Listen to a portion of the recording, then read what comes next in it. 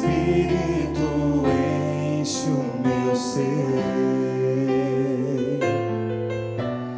As minhas mãos eu quero levantar e em louvor te adorar. Meu coração eu quero derramar diante do teu altar. As minhas mãos eu quero levantar e em louvor te adorar. Meu coração eu quero derramar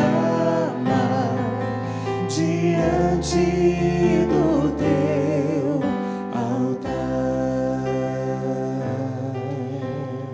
Olá, minha gente, estamos começando o programa Conhecendo a Palavra com Dom José Antônio Peruso, arcebispo aqui da Arquidiocese de Curitiba. Eu quero acolher você em todo o Brasil, nos acompanhando via satélite, mas eu gosto também de acolher, e sempre digo, você que nos acompanha pelos canais abertos, são várias cidades nos acompanhando pelo canal aberto, seja aqui Curitiba, canal 16, seja Fortaleza, canal 27, seja aqui no estado do Paraná, Cascavel, canal 50, lá em Recife, canal 27, 47, enfim, tantas pessoas nos acompanhando pelos canais abertos, também pelo nosso aplicativo, pelo nosso canal do YouTube e pelo nosso Facebook. Então, prepare o seu coração, pegue a Bíblia, caneta, caderno e vamos juntos conhecer a palavra com Dom José Antônio Peruso. Olá, William, tudo bem? Tudo bem. Olhe, você estava dizendo, conhecendo a palavra com Dom Peruso, e eu quero dizer, conhecendo a palavra com o William, com o Vinícius, com a Beth, com o Jean. A Beth, o seu cabelo apocalíptico, hoje ela mudou o nome disso como é que é? Coque. Coque. Estou com coque apocalíptico hoje. Coque, William. Coque, aprenda. Aprendi. Então você ainda tem chance de ter o seu. Vou fazer um coque aqui também. Já se foi a oportunidade, a minha juventude está acumulada há mais tempo e os cabelos se foram. Meu irmão, minha irmã, vamos dar um novo passo no nosso livro do Apocalipse. Se antes de começar a uma familiaridade com o livro, havia muitos temores, se vocês recordam, eu até lhes perguntei, uns falavam de julgamentos, outros falavam de terremotos e ameaças, e juízos e condenações, outros falavam de medos e cataclismos e temores. Parece que já começou a mudar a fisionomia do Apocalipse, não é, William? Sim. Entre a primeira vez, nem recordo qual foi a sua resposta, quando perguntei o que lhe aflora à mente quando se fala de Apocalipse. Algo meio assustador, né? Parece o fim do mundo. E agora? Agora não, um olhar mais de esperança. Esperança. E Vinícius, você nem lembra o que respondeu? Eu falei julgamento. E agora? Agora eu estou tentando pensar em outra coisa. Está tentando. É a resposta de quem não pensou nada. Não pensei nada. Então, Beth, e a sua? Eu falei que acho que era o fim do mundo. E agora? Ai, eu pego carona com o William, da esperança mesmo. E você, Jean? Como é que é? O mesmo pensamento do William. O mesmo pensamento do William. Ou é verdade, ou então foi surpreendido e não sabia o que lhe responder. Mas vamos lá, que estes são bons colaboradores. Minha gente, Apocalipse, só vou recordar. Apocaliptein. Já falei isso muitas vezes, mas estou repetindo porque estes são temas ante os quais nós nunca tínhamos nos deparado. Tínhamos todos os sustos e temores. Apocaliptein, revelar, fazer sair para fora o que tem lá dentro.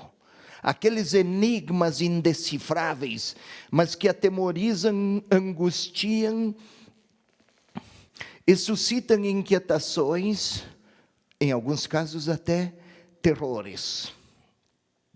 Na medida em que avançamos no livro, hoje vamos ao capítulo 6, começamos a perceber que há alguns componentes imprescindíveis para que compreendamos o seu significado mais alargado. Apocaliptein, fazer sair para fora o que está oculto.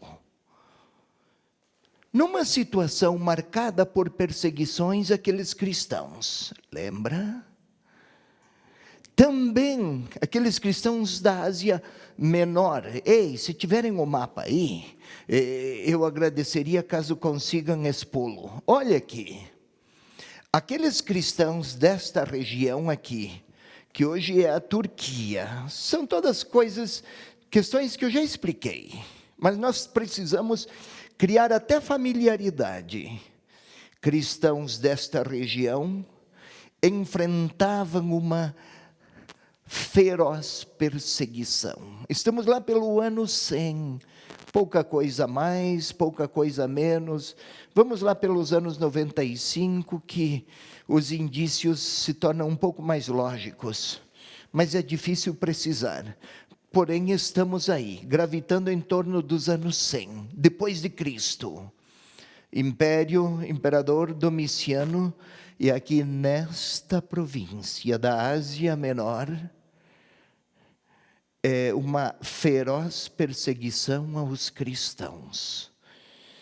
Nero já fora um perseguidor implacável. Domiciano, lá pelos anos 90, também fora outro perseguidor. Por agora, especialmente ou particularmente esta região, os cristãos desta região se deparavam com uma poderosa ameaça. E aí, muita gente tendia a negar a fé, tinha medo diante da morte. Mas não eram só problemas vindos de fora, do Império Romano com as suas perseguições. Também questões internas, divisões internas nessas comunidades, arrefecimento do fervor, das disposições a seguir Jesus Cristo, daquela capacidade de testemunhar a fé que professavam. Era um quadro muito problemático desde fora, perseguição, e muito descontinuado e desmotivado por boa parte daqueles cristãos, e aí o problema vinha desde dentro das comunidades. Só estou recordando. E aí, se lembram bem, eu sei que já falei disso, mas muitos não estiveram, não acompanharam os primeiros encontros. A linguagem apocalíptica é marcadamente simbólica. Quase que poderíamos dizer uma linguagem cifrada. Compreendem-na aqueles que conhecem o jogo dos significados e dos símbolos. Lembra disso, né, William? E havia, fundamentalmente, estou sempre recordando, 3 tipos de símbolo. O simbolismo dos números, número 3, número 7, número 10, número 12, número 1000, números que vamos encontrar no Apocalipse. Número 666, lá no capítulo 12 também, que vai chegar. Números, eu estou a falar dos símbolos. Os símbolos dos animais é próprio da linguagem do Apocalipse, uma linguagem cifrada. Quem é do círculo do cristianismo compreende-a. Do cristianismo da época, olha, linguagem simbólica, números, animais, cores. Falei de números, mas animais. O leão de Judá, o cordeiro. Vamos ver escorpiões. Vamos encontrar o dragão. Vamos nos deparar com gafanhotos. Hoje vamos ver os cavalos. Estou a lembrar ainda. Símbolo das cores. Talvez cheguemos às cores hoje também. O verde, sim, vamos chegar às cores, o vermelho, o verde, o preto, o branco. Não se trata. Oi? Esverdeado? Esverdeado? Oh, está atento, William. Ótimo, continue assim. O esverdeado é o verde. Pois bem, são todos temas que nos interessam. E esta linguagem é preciso que a compreendamos e a conheçamos. Tudo isso estou a recordar. Mas antes de retomarmos o caminho, é importante que leiamos. Se possível, chegaremos ao versículo 17. Não sei se haverá tempo, depende aqui da fisionomia do William, porque quando ele compreende logo, eu passo com mais rapidez. O rosto dele aponta se o telespectador também compreendeu. Você é a visão que eu posso ter do telespectador. Seja inteligente então, meninão. Viu? Minha irmã me perguntou se você se ofende por eu chamá-lo de meninão. Você se ofende? Não. Inclusive, o senhor tinha me perguntado nos bastidores, fique tranquilo, tá? A minha irmã ou você? Ela. E você? Não, eu estou tranquilo. Meninão, mas a preocupação dela lá do outro lado. Leia Apocalipse 6, 1 a 8, por favor. Lá. Ei, sua Bíblia aí, Apocalipse 6, 1 a 8. Vi quando o Cordeiro abriu o primeiro dos 7 selos. Só um instantinho, você lembra, meu irmão, da outra vez, os 24 anciãos se curvaram, foi entregue o livro ao Cordeiro, e ele tomou o livro. Quem pode abrir aquele livro? Livro é o símbolo do plano de Deus para a história humana. Se não se conhece o que há lá naquele livro, é uma humanidade perdida, desorientada e confusa. Mas se se conhece, é possível ver o que Deus reservou para os seus. Então, se o Cordeiro abrir o livro e suas páginas seladas, ele vai revelar. E se revelar, conheceremos. E se está na mão do Cordeiro o livro, aquele Cordeiro foi imolado, mas está em pé. É ressuscitado, venceu a morte. A história da humanidade está nas mãos de quem é vitorioso sobre a morte. Você falou que é um livro de esperança, porque o livro está nas mãos de quem venceu todos os males da história. E ele começou a abrir os livros, o livro e abrir os selos. E chegamos ao capítulo 6 então, e parece que é o segundo selo ou o terceiro?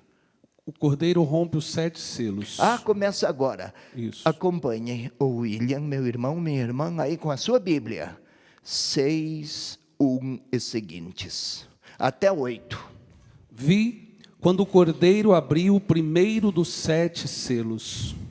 E ouvi o primeiro dos 4 viventes dizer com o estrondo de um trovão: vem. Vi então aparecer um cavalo branco, cujo montador tinha um arco.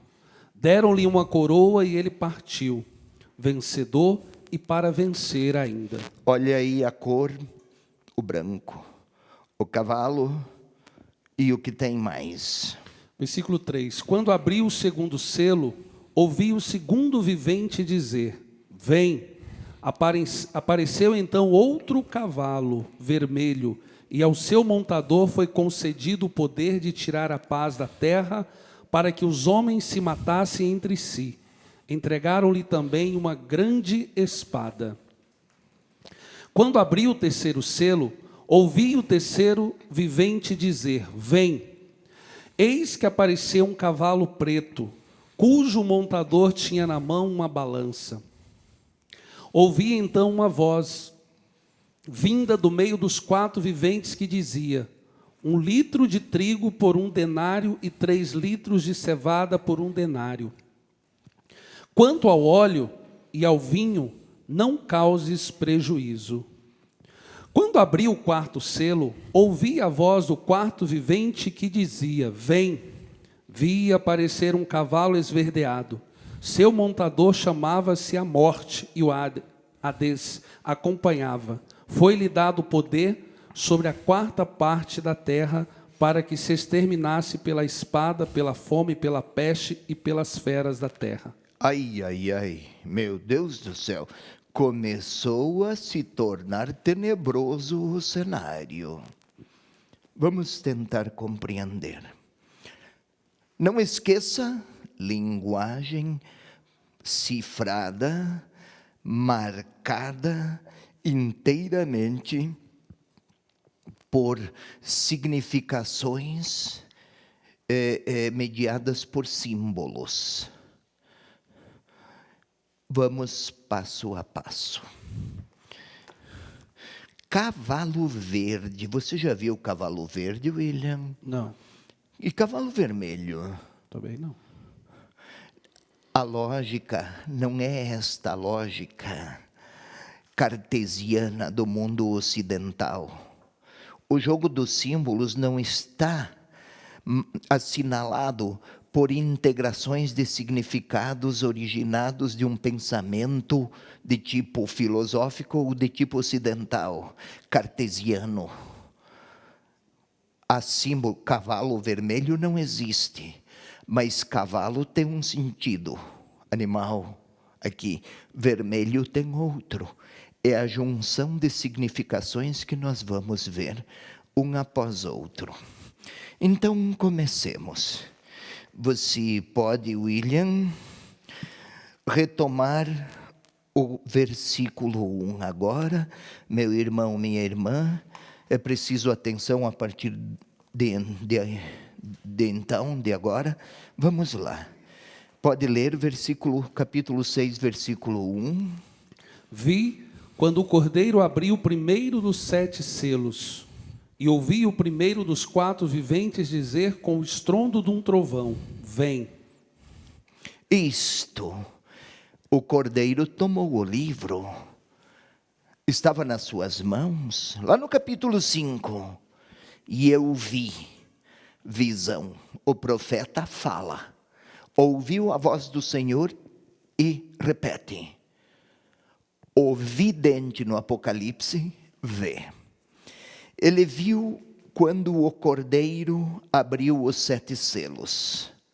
Não esqueçamos, cordeiro. Aqui é o animal símbolo de Jesus Cristo. Que lá no capítulo 5 estava imolado, mas em pé. Imolado indica a morte. Em pé, a vida, ressuscitado.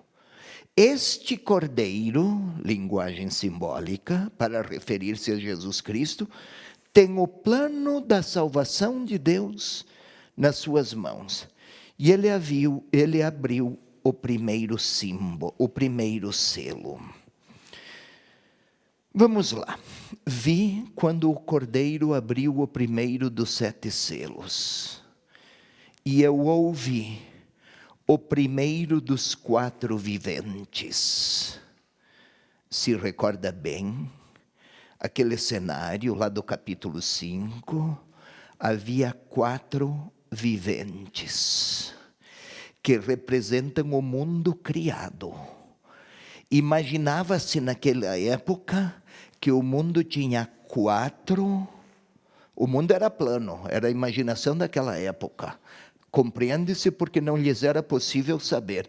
Hoje tem gente que fala de terra plana, mas é uma forma elegante de indicar ignorância. Mas estamos naquele tempo. 4 cantos do universo. O primeiro deles, então. O primeiro dos 7 selos, e ouvi o primeiro dos 4 viventes dizer: ao Cordeiro, como um estrondo de trovão, voz forte, poderosa, vem. Não é para o leitor, para que o Cordeiro que abre o livro também veja. É uma forma de expressar aqui. Expressar o desejo que o Cordeiro participe e tenha diante dos seus olhos a história da humanidade. Ou seja, quer trazer o Cordeiro para contemplar a história humana, cristãos perseguidos e sofredores, toda marcada por violência, para que venha tudo para fora, faz vir para fora tudo o que até então não é conhecido, mas que é motivo de sofrimento e eles não conseguem interpretar. O que tem depois? 6, a outra tela, por favor, 6:2. O que tem? William, queira ler desde a Bíblia, não do texto, porque eu não inseri tudo aqui, uma vez que os versículos em alguns momentos são muito longos. Tá bom. Vi então aparecer um cavalo branco, cujo montador tinha um arco. Deram-lhe uma coroa e ele partiu, vencedor e vencer ainda. Então aqui temos simbolismo dos animais e das cores. Cavalo branco. Cavalo, já em outras vezes falei disso, é um animal de guerra. É símbolo da força, da riqueza. É símbolo do poder violento. O branco aqui não está a significar propriamente, neste caso, não é um branco de cor celestial. Não é isto. É cavalo. O branco pode parecer celestial, e até houve quem pensou que se tratasse do Cristo vencedor. Mas o Cristo vencedor tem identidade de cordeiro. O cordeiro não é violento. E esses 4 animais do capítulo 6, é preciso manter uma unidade, um jogo de significados dos 4 animais para cada um dos 4 viventes, que corresponde a cada um dos 4 cantos da terra. Então, o cordeiro rompeu o primeiro selo e apareceu este cavalo branco, arco na mão. Guerra, né? Violência. Tinha um arco, deram-lhe uma coroa. A coroa é símbolo da vitória, a vitória de uma batalha. Não é a vitória da bondade ou da benevolência, da potência do cavalo, símbolo do poder. E ele partiu, vencedor para vencer ainda. Quem é este vencedor? Para vencer ainda. Não esqueçamos que o Império Romano foi duradouro. Venceu muitos e muitas vezes. O tipo de vitória do opressor e do poderoso. Este cavalo branco está a representar o poder duradouro do Império Romano que persegue os cristãos. Ele viu. Este cavalo branco vai atuar de maneira poderosa. Virá para fora toda a sua crueldade. Vem para fora para que seja vencida. Falaram de esperança, né?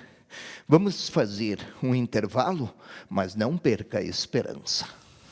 Quero lembrar você, nós estamos agora no mês de maio, na segunda etapa da campanha de expansão da Rede Evangelizar Arte e Comunicação. Você é convidado a fazer uma contribuição extra. Nós vamos para o intervalo cantando, voltamos já. As minhas mãos eu quero levantar e em louvor te adorar. Meu coração eu quero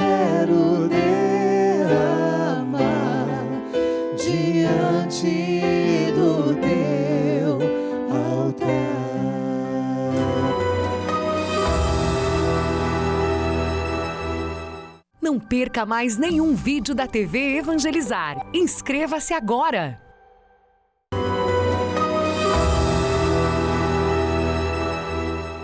Na noite escura da fé,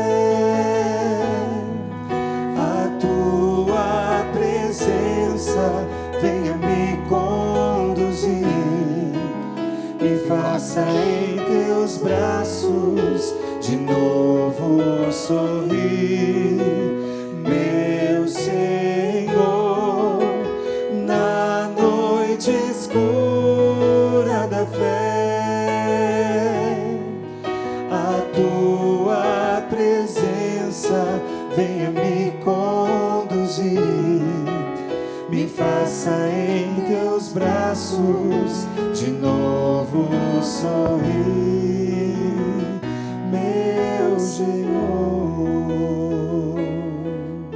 Estamos de volta ao segundo bloco do programa Conhecendo a Palavra com Dom José Antônio Peruso, arcebispo aqui da Arquidiocese de Curitiba. A nossa saudação para Paula, que nos acompanha pelo canal aberto em Governador Valadares, Minas Gerais, Robson nos acompanhando em Maringá pelo canal 31, a Sandra em Curitiba nos acompanhando pelo canal 16 e o Marcelo em Fortaleza nos acompanhando pelo canal 27.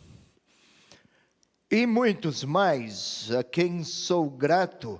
O William e toda a equipe aqui sente-se muito valorizado e motivado por percebermos, nós todos, que interessa a tantos cristãos conhecer a palavra e conhecer justamente a palavra esta, a princípio tão enigmática, mas que gradativamente, progressivamente revela uma força consoladora extraordinária.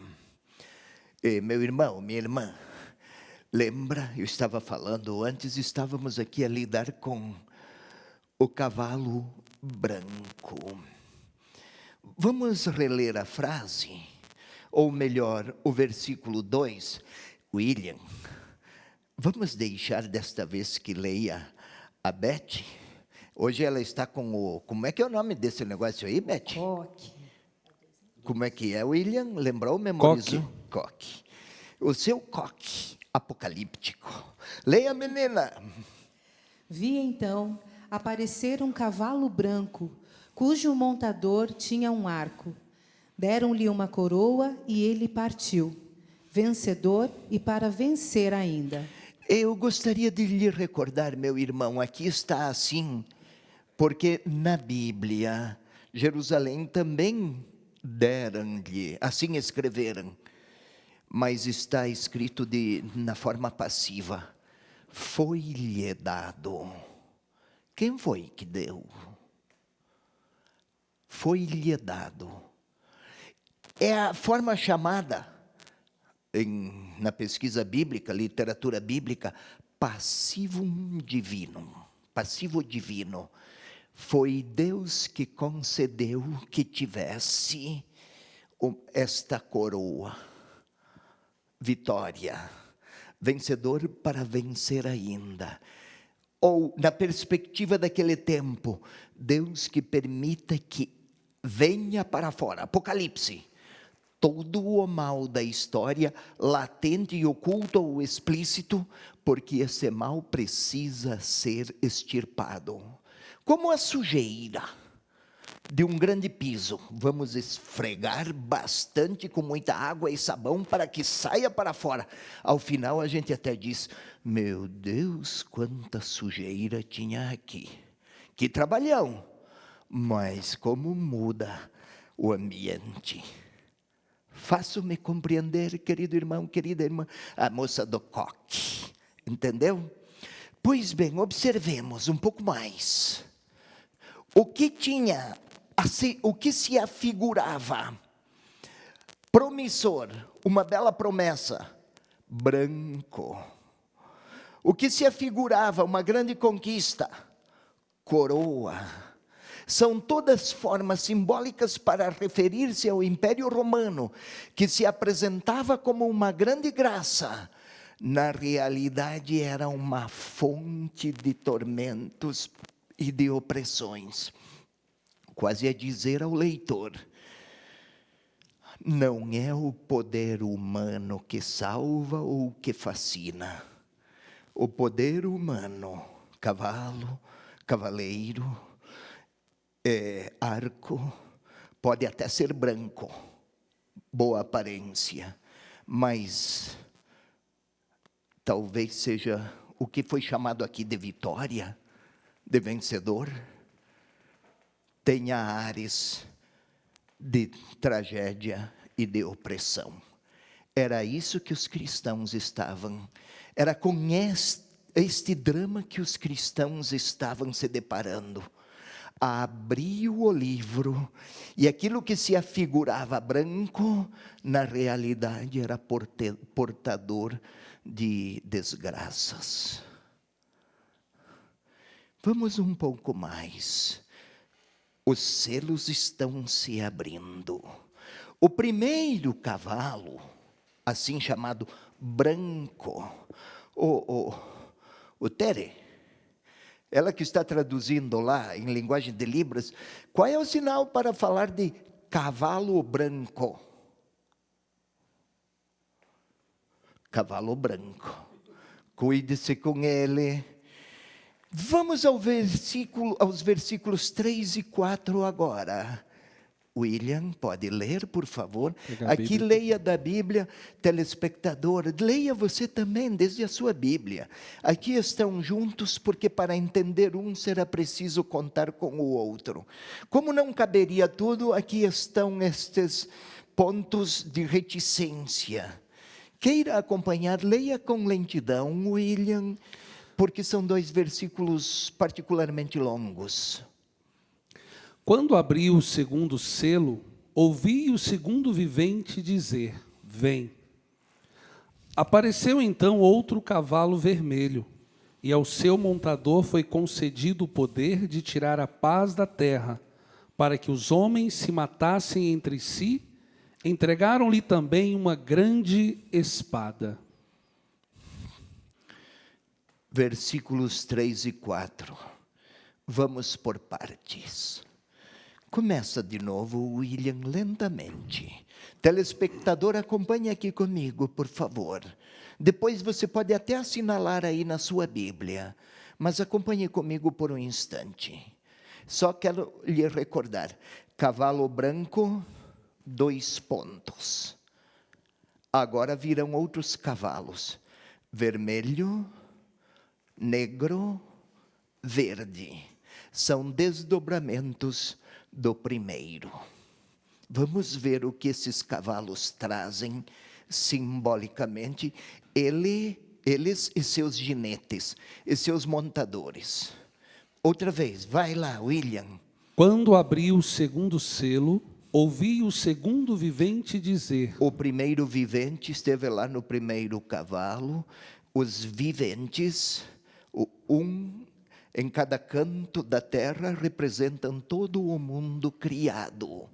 O mundo criado, todo ele está impregnado do influxo de cavalos, símbolo de poder, de potência, de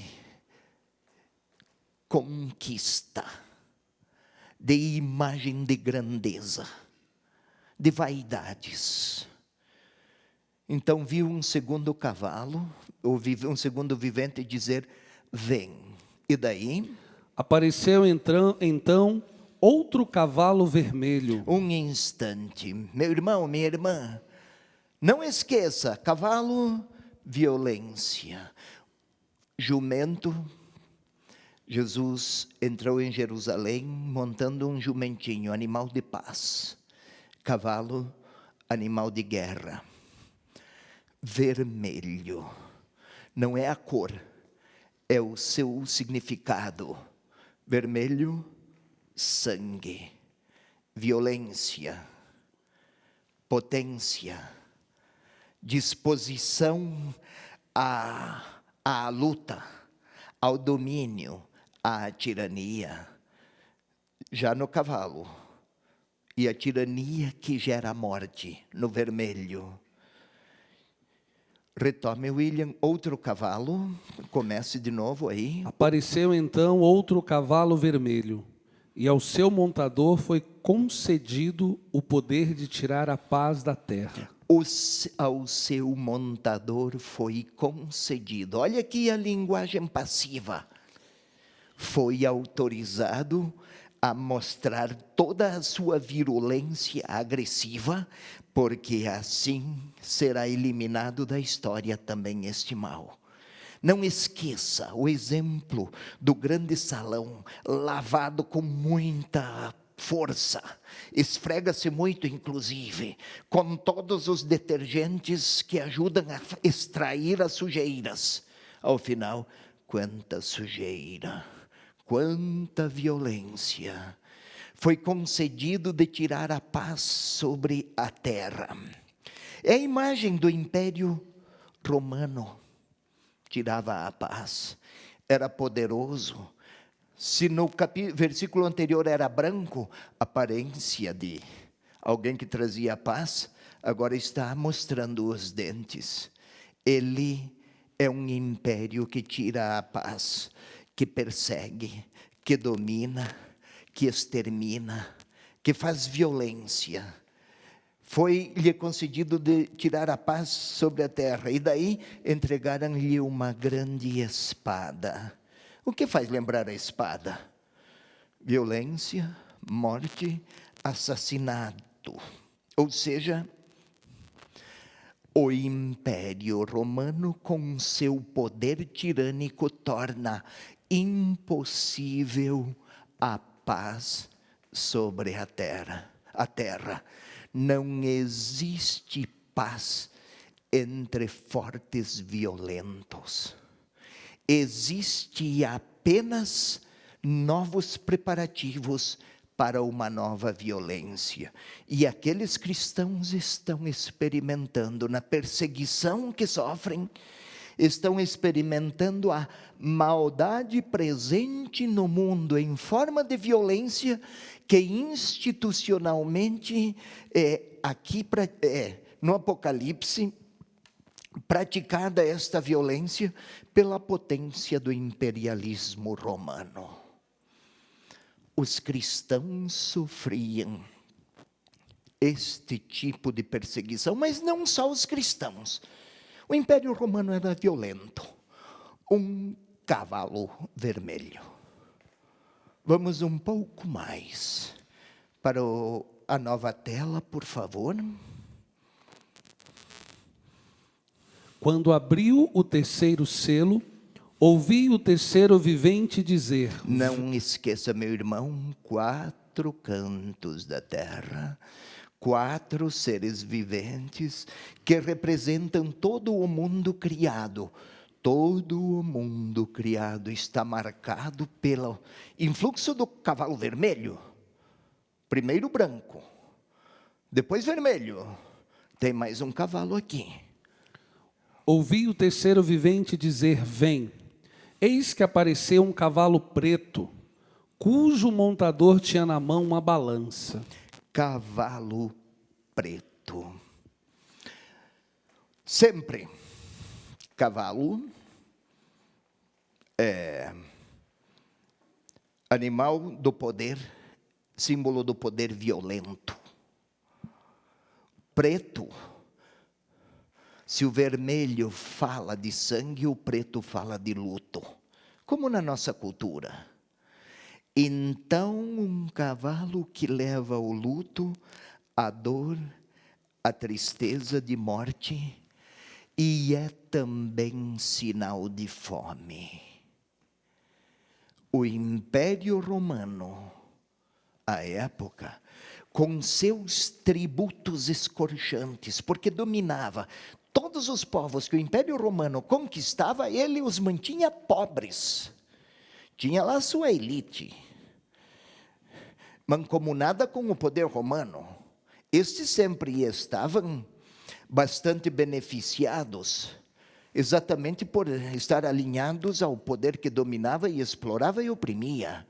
Mas, Dom Peruso, mas você está muito político. Não, eu estou lendo o Apocalipse. A opressão sobre um povo não é politização da fé, é ler a Sagrada Escritura conforme a experiência humana de quem creu desde os primeiros dias do cristianismo nos legou. Nada é tão bíblico quanto posicionar-se contra todas as formas de injustiça que oprimem as pessoas. E vamos lá, não é ser esquerdista, pelo amor de Deus, eu não sou, nem direitista. Não entro neste tipo de debate, mas em qualquer momento da história e em qualquer lugar do mundo onde houver opressão sobre as pessoas, há algo de errado aí. Há cavalos vermelhos ou pretos ou verdes, veremos depois, na linguagem simbólica do Apocalipse, em atuação. Voltemos. Eis que apareceu um cavalo preto, cujo montador tinha na mão uma balança. Balança é símbolo da justiça. Hoje, também o símbolo do direito e da justiça é alguém que segura de olhos vendados para não tomar partido e segura a balança, né? Mas a balança aqui está nas mãos de um montador, de um cavalo preto. Quem tem responsabilidade de exercer a justiça, o faz cavalgando um animal que representa a morte. A balança é também o símbolo, o instrumento para a compra e venda de produtos. Aqui entramos no âmbito da exploração econômica, que gera miséria. É só ver o versículo seguinte: se o cavalo vermelho era a violência, o cavalo preto é o luto, é a morte. De onde vem esta morte? Vamos ver aqui como está lá no versículo seguinte, por favor. Ouvi então uma voz vinda do meio dos quatro viventes que dizia... Só um instantinho, outra voz. Este é o terceiro cavalo e é o terceiro dos viventes. Parece que a terra inteira, o mundo inteiro, está profundamente impregnado da presença desses cavalos que exercem violência na história. Está fazendo sair para fora tudo o que é motivo de sofrimento para os cristãos. Um pouquinho mais, que retome, por favor, William. Ouvi então uma voz vinda do meio dos quatro viventes que dizia: 1 litro de trigo por 1 denário e 3 litros de cevada por 1 denário. Quanto ao óleo e ao vinho, não causes prejuízo. Vamos, venha comigo, meu irmão, minha irmã. E você, William, você lê lentamente, eu interrompo, um pouco de atenção aqui, queira acompanhar comigo. Vai lá, meninão, força! Ouvi então uma voz, vinda do meio dos quatro viventes, que dizia: 1 litro de trigo por 1 denário.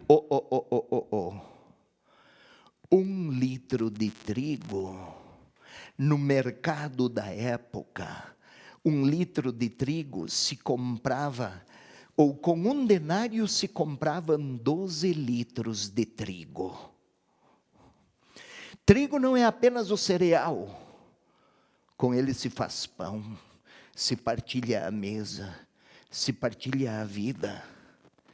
Olha o grau de exploração econômica que o cavalo preto, que era motivo de luto, causava. 1 litro de trigo por 1 denário. 1 denário era 1 dia de trabalho de um homem, de um diarista. Então ele trabalhava 1 dia inteiro para ter 1 litro de trigo, que significava mal dava para alimentar uma pessoa. trabalhava um dia inteiro para alimentar, de maneira bastante insuficiente, um único sujeito. O nome disso é exploração econômica e exploração do trabalho. E o livro do Apocalipse, o autor do Apocalipse, a isto chama de ação, influxo do cavalo preto, símbolo do luto. Se condenava pessoas à morte mediante a exploração socioeconômica. Não sou político, nem falo como esquerdista ou direitista ou qualquer, nem direitismo, nem esquerdismo, nem reumatismo. Nada. O texto está a dizer assim: 3 litros de cevada por 1 denário. O trigo era um cereal nobre, a cevada era um cereal mais comum, também menos nutritivo. Estamos naquele tempo. Uma família era numerosa naquele tempo. Alimentava 3 pessoas, mas muito mal, 3 litros de cevada. Não é o nosso litro daqui. São medidas que não conta agora explicitá-las. O que importa aqui é ver essa quantificação aponta para uma terrível exploração. Quanto ao óleo e ao vinho, estes são produtos muito caros. Não tenha prejuízo, explore também.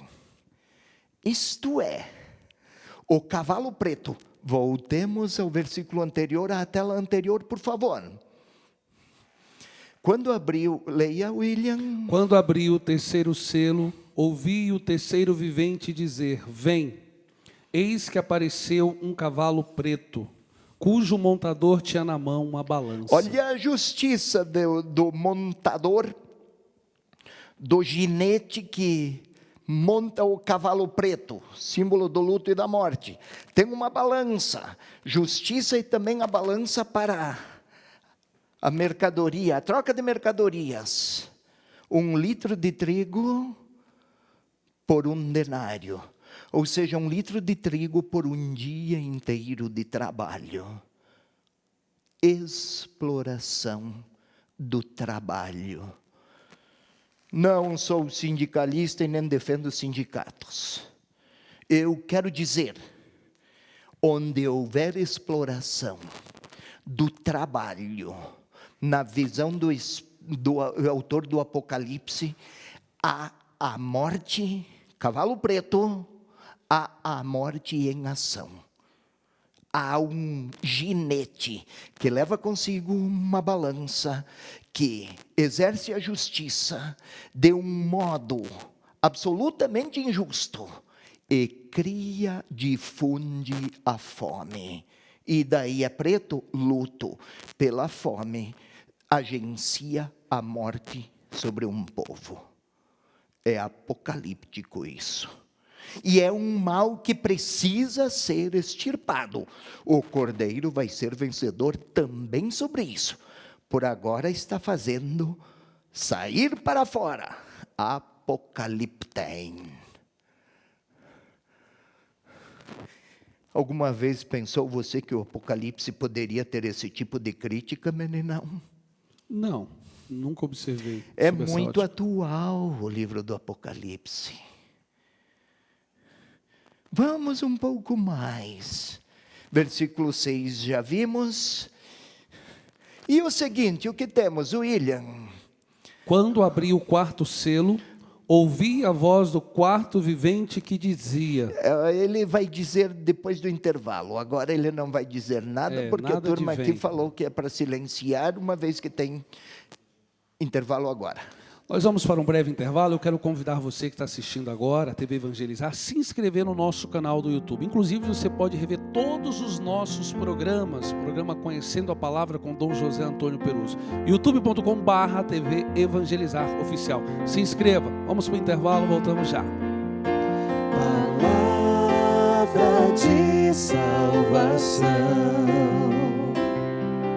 Somente o céu tem pra dar.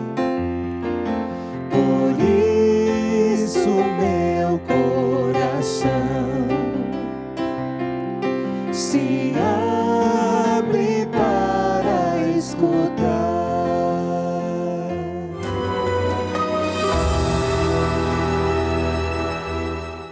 Não perca mais nenhum vídeo da TV Evangelizar. Inscreva-se agora.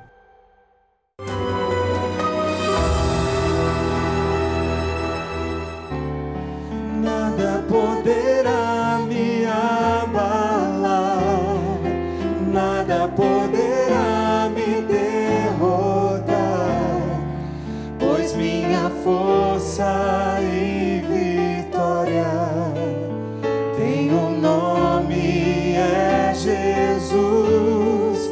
Nada poderá me abalar, nada poderá me derrotar, pois minha força e vitória é Jesus.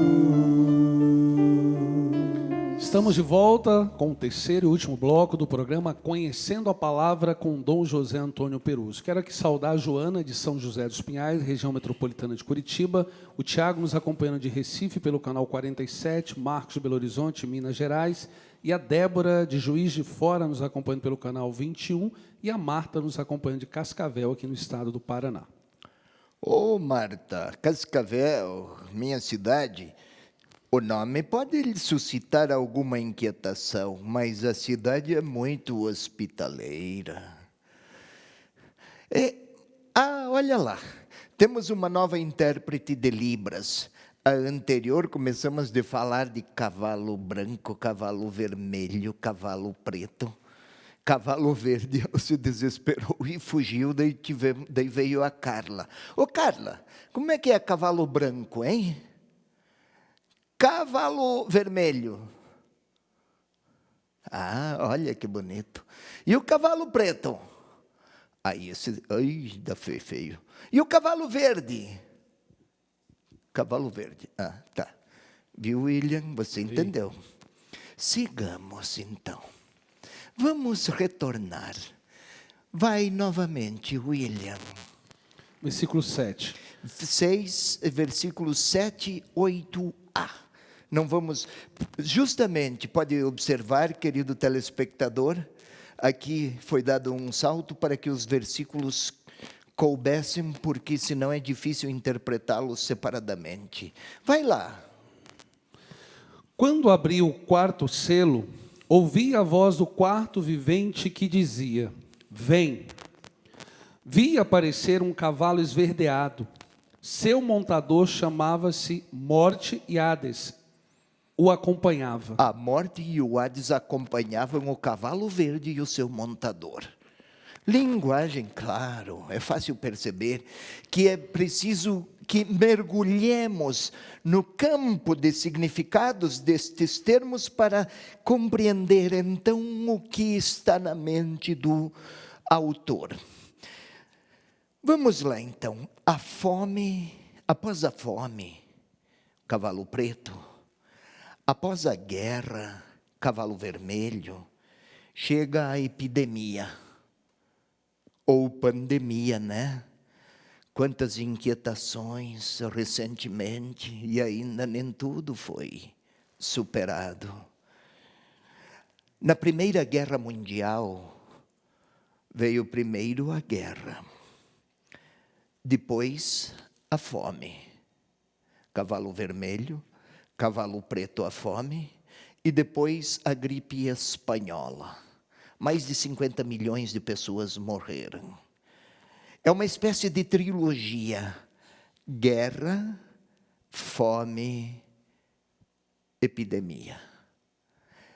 Tem a história da literatura, tem longos escritos, reflexões e também elegias. Elegias são canções fúnebres em torno a essa trilogia: guerra, fome, peste. Assim chamavam nos tempos mais antigos. Vamos lá agora.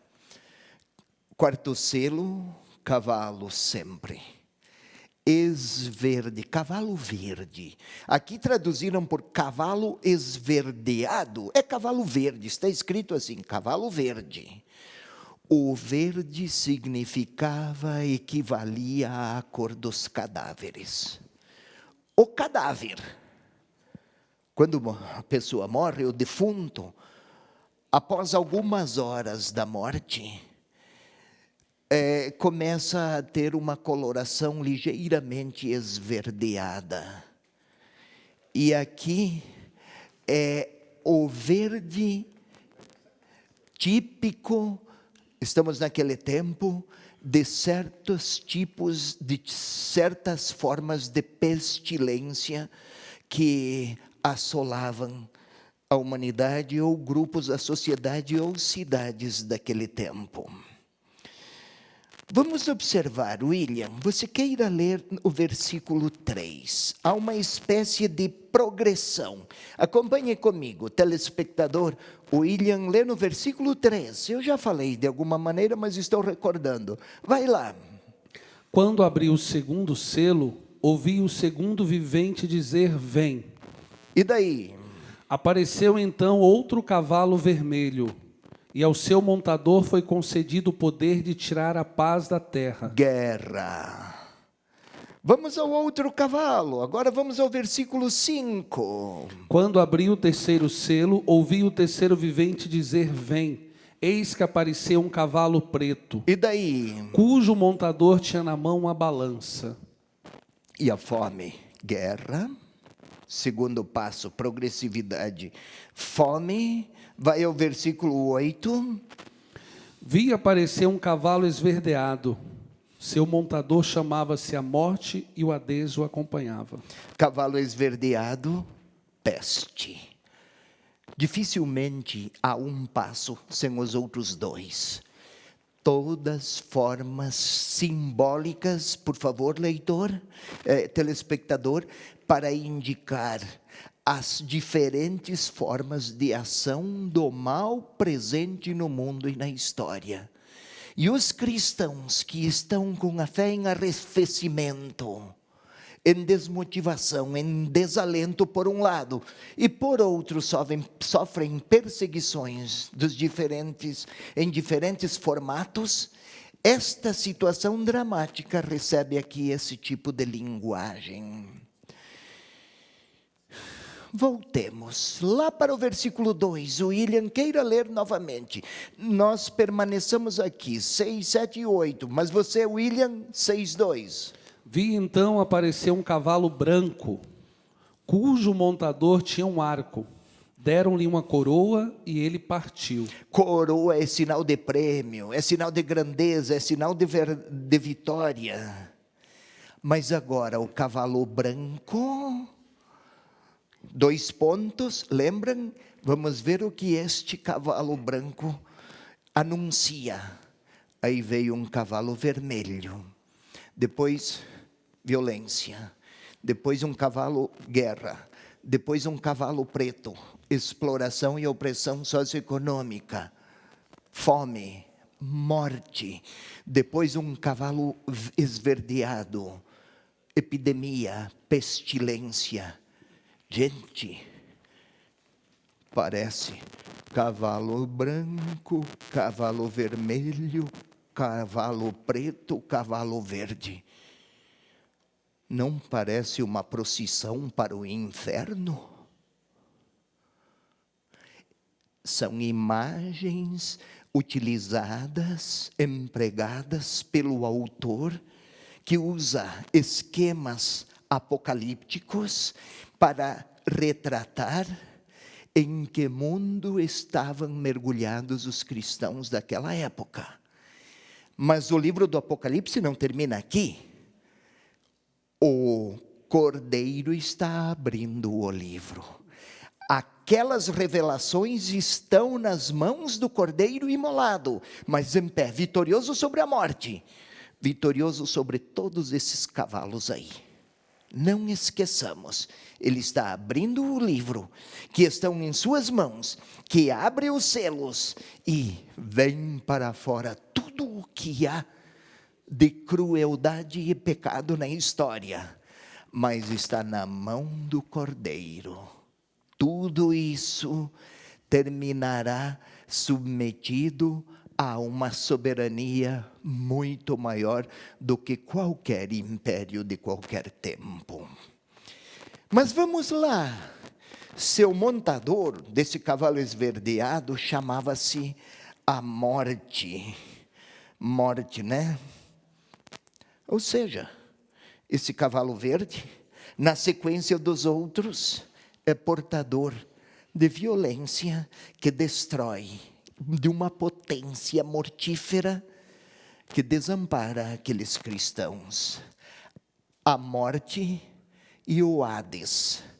Quem é o seu Hades? Você conhece o Hades, ou William? Não. Não conhece o Hades? Não. O Hades não é uma pessoa, é o nome dado pelos gregos ao reino da morte. Aqueles que na vida estão fracassados e terminados. Parece que o fim da história seria lá, no Hades. Antigamente, na antiguidade grega, o Hades era um antigo deus idolátrico que dominava os mundos inferiores. Quem vivia aqui na terra estava sob o domínio dos deuses que atuam por aqui. Quando morria, ia lá para o domínio dos deuses lá do fundo. Que depois, na tradição do Antigo Testamento, se chamava Sheol. Nós poderíamos dizer que é uma espécie de limbo, um lugar indefinido, sem sentido, sem luz, sem esperança, sem nada. Mas inferno é pior. E o Hades aqui representava o inferno, um lugar onde dominam as potências que acolhem e sintetizam esses cavalos aí. Ou seja, após tanta desgraça, será que estamos condenados a este inferno? É a reflexão, mas está nas mãos do Cordeiro. Vamos um pouco mais, 8b agora, por favor, o que temos lá? Foi-lhe dado poder sobre a quarta parte da terra. Opa, esse quarto cavalo aqui, né? Foi-lhe dado o poder sobre a quarta parte da terra, para quê? Foi-lhe dado poder sobre a quarta parte da terra para que exterminasse pela espada, pela fome, pela peste e pelas feras da terra. Ou, agora ele sintetiza tudo, né? Esse pessoal da procissão para o inferno, parece, né? Desses 4 cavalos. Eu gostaria de lhe chamar a atenção. Querido telespectador, aqui está traduzido assim: foi-lhe dado o poder. Foi-lhe. Traduziram no singular, era um cavalo, com um ginete, um montador. Mas, voltemos, por favor, à tela anterior. Seu montador chamava-se a Morte e chamava-se o Hades.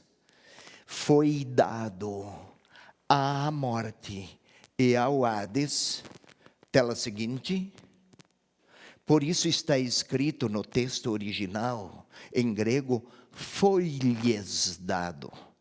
À Morte e ao Hades foi dado o poder sobre a quarta parte para que exterminasse pela espada, pela fome, pela peste e pelas feras da terra. Ou seja, a quarta parte é muito, né? Ou é uma parte limitada, por mais que representem a morte, a peste, a violência, a fome, o domínio e a tirania, esta quarta parte não quer destacar a grande quantidade de desastres e de destruição, mas que todas estas potências têm um poder limitado. É a ação do mal no mundo que estas imagens estão a representar. Vamos um pouquinho mais. Agora, William, nós tínhamos lido até o 8, né? Agora você vai ler versículo por versículo. Por favor, William. Versículo 9. Quando abri o 5º selo, vi sobre o altar as almas dos que tinham sido imolados por causa da palavra de Deus e do testemunho que dela tinham prestado. Então agora abriu mais um selo. Não estão mais aqui os cavalos. E eu vi, no 5º selo, pode ler novamente? Quando abri o 5º selo, vi sobre o altar as almas dos que tinham sido imolados. Um instante, vi sobre o altar. No altar de Jerusalém, no templo de Jerusalém, havia 2 altares. Um para a oferta dos sacrifícios e outro para o incenso. Pensava-se que o sangue dos cordeiros e dos animais lá em Jerusalém, aquele sangue derramado por ocasião dos holocaustos, tinha uma potência intercessora. Agora o autor está a usar aqui a linguagem do judaísmo, lá do templo. Vi sob o altar as almas dos que tinham sido imolados. O que tinha antes, o cavalo preto fez sua parte. O cavalo vermelho fez sua parte. O cavalo branco fez sua parte. O cavalo esverdeado fez sua parte. E muitos cristãos também foram. Estão perseguidos. Então eu vi sobre o altar as almas dos que tinham sido imolados por causa da palavra de Deus e do testemunho que dela tinham prestado. A pergunta é, o vidente viu a ação do mal no mundo e viu também ante o altar de Deus a vida. Aqui traduz alma, mas no texto original o autor escreve: eu vi a vida daqueles que tinham sido imolados, assassinados. Lembram do cordeiro? Ele também imolado. Esses aqui estão participando do destino do cordeiro. Se o cordeiro estava em pé, será que esses não? Segue a leitura. Retome outra vez, William, por favor. Quando abri o 5º selo, vi sobre o altar as almas dos que tinham sido imolados por causa da palavra de Deus e do testemunho que dela tinham prestado. Ei, meu irmão, minha irmã, eu tinha digitado tudo isso e eu não sei porquê, eu fui traído pelo computador ou pelo meu cansaço e acabei apagando. Quando eu vi, não tinha mais os textos. Então agora vai ser aqui, no seco, não é assim que se fala? A seco. Então, vai lá de novo e eu explico. Vai lá, por favor, William. Quando abri o 5º selo, vi sobre o altar as almas dos que tinham sido imolados por causa da palavra de Deus e do testemunho que dela tinham prestado. Leitor, siga, perceba a grandeza daqueles que foram fiéis o bastante para se manterem em pé e confiantes e aderirem ao Cordeiro. E quem ele representa? Jesus. Jesus ressuscitado. E olhe, o que mais que ele viu? Versículo 10. E eles clamaram em alta voz. Oh, mas as almas, ou então a vida daqueles que tinham sido assassinados, mas estão clamando.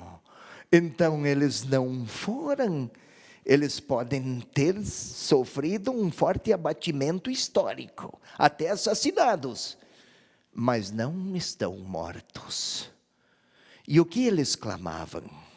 Até quando, ó Senhor santo e verdadeiro, tardarás a fazer justiça, vingando o nosso sangue contra os habitantes da terra?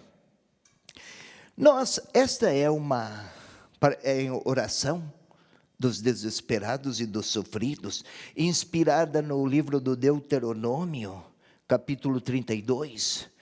A mentalidade no tempo do Deuteronômio era de um Deus que vingava. Agora o cordeiro parece que não é vingativo. O cordeiro imolado foi imolado, mas está vivo. A oração é a dos feridos, não desesperados, que angustiados e machucados lançam seu grito. Porém, não esqueçamos, é a voz lançada, clamada, por parte de quem está nas mãos do Cordeiro, cujo livro ele abriu, e ao abrir os selos, aparece o clamor dos que se mantiveram fiéis. Eles não estão mortos. E daí, vejamos o versículo 11, o que tem lá então? A cada um deles foi dada então uma veste branca. Opa! Está lá aos pés do altar. Foi capaz de manter-se fiel. A veste branca está a indicar não a vitória do cavalo violento, mas o sentido e a realidade celestial de quem foi capaz de se manter fiel. Veste branca. O branco é cor celestial, ainda mais quando se trata de veste. A única exceção é quando fala do cavalo branco. Daí, muda o quadro. A única vez que o branco não significa essa referência, não tem essa referência celestial. Mais um pouquinho, William.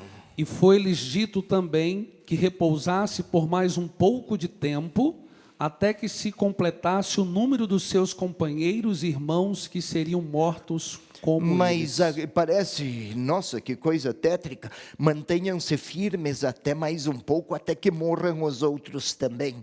É a impressão que dá, né? Não. Eles estão vivos, eles estão com vestes brancas. Sejam perseverantes, porque a palavra última vai ser a autoridade do Cordeiro, que tem em sua mão o livro da história e que, lembra, foram-lhe dadas vestes brancas. Não foram eles que as conquistaram, mas Deus os vestiu de branco para que possam eles participar da comunhão com Ele. A vitória aqui não tem o sentido de triunfo. Parece que a vitória de Deus se dá pelos caminhos contrapostos àqueles da lógica humana.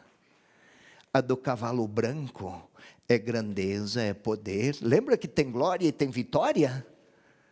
Aqui eles têm vestes brancas que recebem e estão no altar de Deus. Um pouquinho mais. Versículo 12. Vi quando ele abriu o sexto selo, houve um grande terremoto. O sol tornou-se preto como um saco de crina e a lua inteira como sangue. O terremoto, sol. William, você seria capaz de mudar o movimento da lua? Não. Eu não? Não. Ai, que fraco. E a terra, você não é capaz de... Também não. E o sol, então? Ei. São imagens de astros poderosos, inamovíveis, que ninguém pode mover. Mas agora se moveram. Terremoto, sol, que se tornou preto, lua inteira como sangue. Lua deveria ser sinal de luz, sangue é morte. O sol que deveria iluminar o dia se tornou preto, escuro. A terra que deveria ser sinal de estabilidade, treme. Linguagem simbólica para dizer a grandeza do mal presente no mundo criado. E é preciso eliminar todo este mal. Por isso tem uma batalha grande pela frente, muito grande. Mas o livro está nas mãos do Cordeiro, manso, imolado, mas em pé. Ou seja, aconteça o que acontecer, Deus nunca vai deixar de estar ao lado dos seus, aqueles que lhe forem fiéis. Temos aí um caminho longo de muitas coisas a ver, mas a mensagem fundamental do Apocalipse é esta: não tema o futuro, seja forte no presente, do restante Deus cuida. É um jogo cuja vitória já está assegurada, mas aos jogadores, os cristãos de qualquer época, é preciso que se mantenham fiéis e sigam as palavras do Cordeiro. A gente se vê. Obrigado, Dom Peruso. Quero também agradecer você.